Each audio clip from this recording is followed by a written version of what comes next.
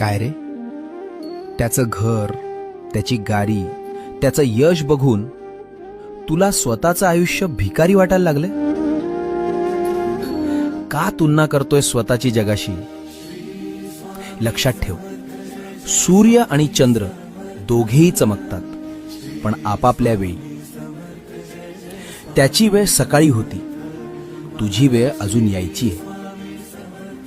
देवाने तुला बनवताना काहीच कमी ठेवलं नाहीये. फक्त तुझं पॅकेजिंग वेगळं आहे आणि त्याचं वेगळं आहे.